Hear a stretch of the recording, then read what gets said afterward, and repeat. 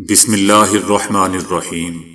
السلام علیکم دوستو، دنیا بھر کی خبروں میں آج آپ سنیں گے، لیکن اس سے پہلے اگر ہو سکے تو لائک اور سبسکرائب کا بٹن ضرور دبا لیں، شکریہ۔ ایران کے سپریم لیڈر آیت اللہ خامنائی کے مشیر علی شمخانی نے ایران کی میزائل صلاحیت کو ریڈ لائن قرار دے دیا۔ علی شمخانی نے دو ٹوک الفاظ میں واضح کر دیا ہے کہ ایران کی میزائل صلاحیت کو کسی مذاکرات کا حصہ نہیں بنایا جا سکتا۔ علی شمخانی نے دشمن کو واضح پیغام دیا ہے کہ امریکہ کی جانب سے کسی بھی قسم کی محدود جارحیت کو بھی جنگ کا آغاز سمجھا جائے گا۔ ان کا کہنا تھا کہ امریکہ کے لیے مشورہ ہے کہ دھمکیوں کی بجائے مذاکرات کے راستے پر سنجیدگی سے عمل کرے۔ یاد رہے دوستو کہ امریکی صدر ٹرمپ نے گزشتہ روز مذاکرات کی ناکامی کی صورت میں ایران کے خلاف فوجی کارروائی کے لیے خطے میں ایک اور بحری بیڑا تعینات کرنے سے خبردار کر دیا تھا۔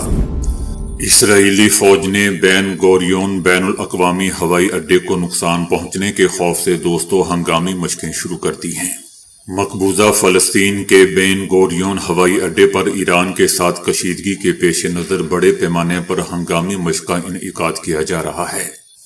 رپورٹ میں بتایا گیا ہے کہ گزشتہ ایرانی میزائل حملوں سے ظاہر ہوتا ہے کہ کوئی بھی علاقہ خطرے سے محفوظ نہیں ہے۔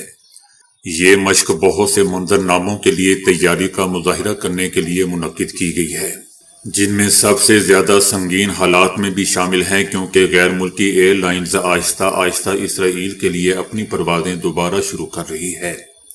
خصوصی دستوں نے ہنگامی صورتحال میں ہوائی جہاز کے ذریعے دستوں کو ہوائی اڈے پر روانہ کرنے کی بھی مشق کی۔ وائٹ ہاؤس میں اسرائیل کے وزیر اعظم نیتن یاہو نے امریکی صدر ٹرمپ سے ملاقات کی ہے۔ ملاقات کے بعد صدر ٹرمپ کا کہنا تھا کہ نیتن یاہو کے ساتھ ملاقات کسی خاص نتیجے پر ختم نہیں ہو سکی، البتہ ایران سے مذاکرات جاری رہنے پر اتفاق ہوا تاکہ دیکھا جا سکے کہ ایران کے ساتھ کوئی معاہدہ طے پا سکتا بھی ہے یا نہیں۔ صدر ٹرمپ کا کہنا تھا کہ نیتن یاہو کو بتایا کہ ان کی ترجیحی آپشن ایران کے ساتھ مذاکرات جاری رکھنا ہے، بصورت دیگر دیکھنا ہوگا کہ نتیجہ کیا نکلتا ہے۔ صدر ٹرمپ نے امید ظاہر کی کہ ایران اس بات زیادہ عقلمندی اور ذمہ داری کا مظاہرہ کرے گا۔ دوسری جانب ایرانی حکومت کا بھی کہنا ہے کہ اگرچہ وہ امریکہ کے ساتھ سفارتکاری کے آپشن کو ترجیح دیتے ہیں، لیکن ہماری مسلح افواج مکمل طور پر تیار ہے تاکہ کسی بھی غلطی کا دندان شکن جواب دیا جا سکے۔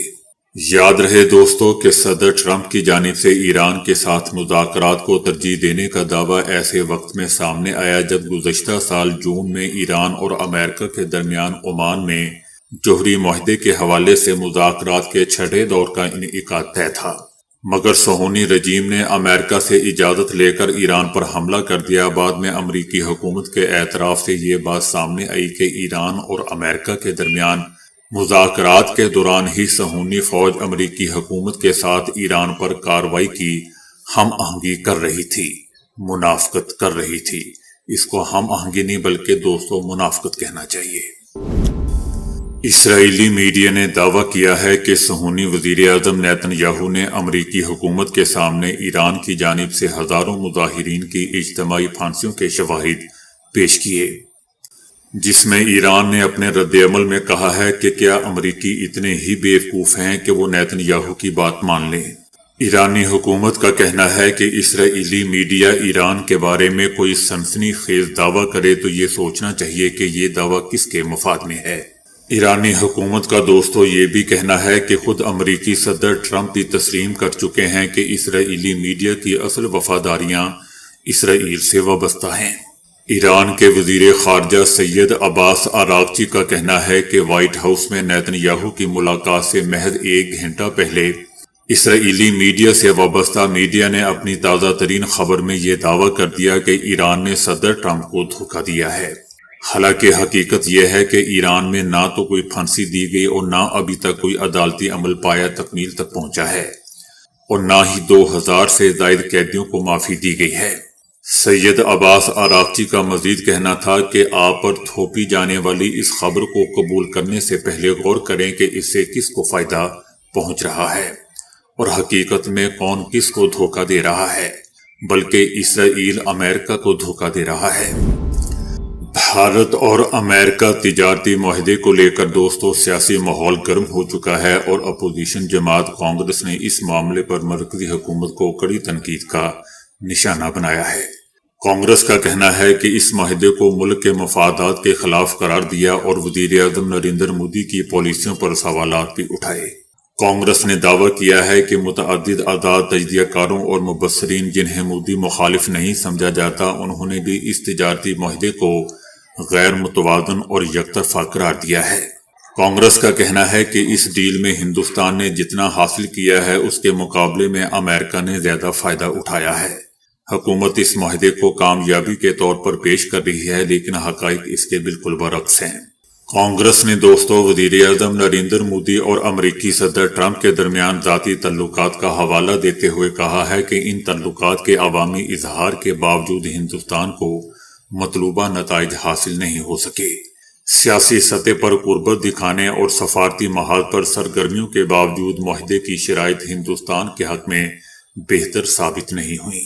کانگریس نے دوستوں سخت الفاظ استعمال کرتے ہوئے اس تجارتی معاہدے کو چوری قرار دیا ہے اور کہا ہے کہ یہ حکومت کی سفارتکاری کی ناکامی کا منہ بولتا ثبوت ہے۔ مودی حکومت چاہے جتنا بھی وضاحتیں بیانیاں پیش کرے، حقیقت یہی ہے کہ اس معاہدے میں ہندوستان کو نقصان پہنچا۔ کانگریس نے مطالبہ کیا ہے کہ حکومت اس معاہدے کی مکمل تفصیلات عوام اور پارلیمنٹ کے سامنے رکھے تاکہ اس پر کھل کر بحث ہو سکے اور ملک کے مفادات کا جائزہ لیا جا سکے۔ راہل گاندھی نے ہندوستان امریکہ عبوری تجارتی معاہدے پر مودی حکومت کو نشانہ بنایا۔ راہل گاندھی کا کہنا تھا کہ دراصل مودی حکومت نے بھارت ماتا کو بیچ دیا۔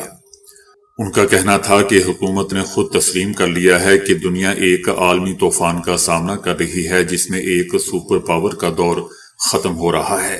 جغرافیائی سیاسی تنازعات بڑھ رہے ہیں اور توانائی اور مالیات ہتھیار بن چکے ہیں۔ راہل گاندھی نے الزام لگایا کہ اس سچائی کو تسلیم کرنے کے باوجود حکومت نے امریکہ کو توانائی اور مالیاتی نظام کو اس طرح ہتھیار بنانے کی اجازت دی کہ جس کا اثر ہندوستان پر پڑ رہا ہے۔ راہل گاندھی کا کہنا ہے کہ جب امریکہ کہتا ہے کہ ہندوستان کسی خاص ملک سے تیل نہیں خرید سکتا تو اس کا مطلب یہ ہے کہ ہماری توانائی کی حفاظت کا فیصلہ باہر سے کیا جا رہا ہے، کہ توانائی کو ہی ہمارے خلاف ہتھیار بنایا جا رہا ہے۔ راہل گاندھی نے مودی سے پوچھا کہ کیا حکومت کو اس پر کوئی شرمندگی بھی ہے یا نہیں کہ بے شرم ہو چکی ہے۔ راہل گاندھی کا کہنا تھا کہ مودی کی آنکھوں میں خوف صاف نظر آ رہا ہے۔ راہل گاندھی نے اس صورتحال کو مضحکہ خیز قرار دیتے ہوئے الزام لگایا کہ ہندوستان بدلے میں کوئی پختہ وعدہ کیے بغیر ہر سال درآمدات میں تقریباً $100 بلین کا اضافہ کرنے کا وعدہ کر چکا ہے۔ راہل گاندھی کا کہنا تھا کہ ہم رعایتیں دے رہے ہیں لیکن امریکہ ہمیں بدلے میں کچھ نہیں دے رہا۔ نیٹو میں امریکی نمائندے میتھیو واٹیکر نے یورپی اتحادیوں کو بچوں سے تشبیہ دی کہ جو بالآخر والدین کے سائے سے نکل کر خود ذمہ دار بننا سیکھتے ہیں۔ ان کا کہنا تھا کہ یورپ کئی دہائیوں تک امریکی سلامتی کی چھتری تلے پروان چڑھا، جس کی بدولت یورپ کو سخت سیکیورٹی کے مسائل میں الجھنے کی بجائے یکجہتی اور خوشحالی پر توجہ دینے کا موقع مل گیا۔ ان کا کہنا تھا کہ لیکن اب وہ دور ختم ہو چکا ہے۔ امریکہ نیٹو ختم کرنے کا ارادہ نہیں رکھتا، بلکہ ہم صرف اتنا چاہتے ہیں کہ ہمارے یورپی اتحادی اپنے دفاع کی زیادہ ذمہ داری خود اٹھائیں۔ ان کا کہنا تھا کہ جب بچے چھوٹے ہوتے ہیں تو وہ آپ پر انحصار کرتے ہیں، لیکن آخر کار آپ توقع کرتے ہیں کہ وہ کوئی کام ڈھونڈیں۔ ہمارے نزدیک اب ہم اسی مقام پر ہیں۔ اب ہم بھی یورپ سے محبت کرتے ہیں، آپ اب بھی ہمارے اتحادی ہیں، لیکن اپنی سیکیورٹی کی ذمہ داری اب خود اٹھائیں۔ اب آپ بچے نہیں رہے، بڑے ہو چکے ہیں۔ دوستو یاد رہے کہ ٹرمپ کی حکومت کچھ اسی طرح کی باتیں اپنے پہلے دور حکومت میں بھی کر چکی ہے کہ وہ یورپی اتحادیوں سے تھوڑا فاصلہ لینا چاہتے ہیں تاکہ اپنی توجہ چینیوں سے اپنی سرزمین کے دفاع پر مرکوز کر سکیں۔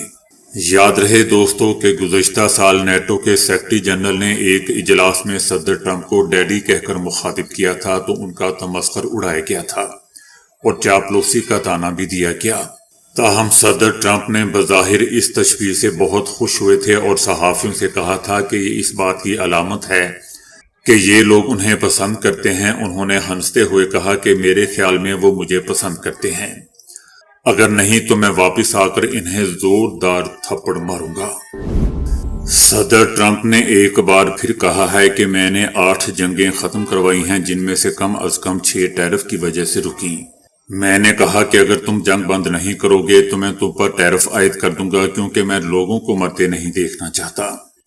صدر ٹرمپ کا کہنا تھا کہ بھارت اور پاکستان کے درمیان صورتحال انتہائی کشیدہ تھی اور ان کے بقول یہ جوہری جنگ میں تبدیل ہو سکتی تھی۔ وہ واقعی آمنے سامنے تھے، 10 طیارے تباہ ہو چکے تھے، حالات بہت سنگین تھے۔ صدر ٹرمپ کا کہنا تھا کہ وزیر اعظم شہباز شریف نے جوہری جنگ روکنے میں ان کے کردار کو سراہا اور اعتراف کیا کہ میں نے خطے میں کشیدگی کو کم کر کے کم از کم 1 کروڑ جانیں بچائیں۔ صدر ٹرمپ کا کہنا تھا کہ میں نے دونوں ممالک کو واضح پیغام دے دیا کہ اگر لڑائی جاری رہی تو امریکہ تجارتی اقدامات کرے گا۔ نیتن یاہو نے کہا ہے کہ میں امریکہ کو مذاکرات کا اپنا مطلوبہ ڈھانچہ پیش کرنے کی کوشش کر رہا ہوں۔ ایرانی جوہری پروگرام کو مفلوج کرنے کے علاوہ نیتن یاہو ایران کی میزائل پاور میں نمایاں کمی اور اس کے مزاحمتی محاذ کے لیے ایران کی حمایت میں کمی کا بھی خواہش مند ہے، جبکہ ایران بارہا اعلان کر چکا ہے کہ وہ اپنے میزائل پروگرام پر کبھی سمجھوتا نہ کرے گا۔ اس بارے میں ماہرین کا بھی خیال ہے کہ اپنے دورہ امریکہ کے دوران ایرانی میزائل پروگرام کو مذاکرات میں شامل کرنے کے لیے صدر ٹرمپ پر اس کی طرف سے دباؤ ڈالا جائے گا۔ اسرائیلی میڈیا کا بھی کہنا ہے کہ نیتن یاہو ایران کے ساتھ کسی بھی امریکی معاہدے میں ایران کے خلاف فوجی حملوں میں اسرائیل کی آزادی کو برقرار رکھنا چاہتا ہے۔ صدر ٹرمپ کے لہجے میں گزشتہ روز کی تبدیلی اور ایرانی میزائلوں کی جانب اشارے سے ایران امریکہ مذاکرات میں اسرائیل کی جانب سے رکاوٹیں کھڑی کیے جانے کے امکان کے بارے میں پیش گوئیوں میں اضافہ ہوا ہے، جبکہ ایرانی حکومت نے بارہا اعلان کیا ہے کہ وہ یورینیم افسودگی سے متعلق اپنے حق سے کبھی دستبردار نہیں ہوں گے اور مذاکرات میں صرف اور صرف جوہری مسائل پر ہی توجہ مرکوز رکھی جائے گی۔ دوسری جانب ماہرین کا کہنا ہے کہ نیتن یاہو کے حالیہ دورہ امریکہ سے مستقبل کے ایران امریکہ مذاکرات کا رخ بدل سکتا ہے۔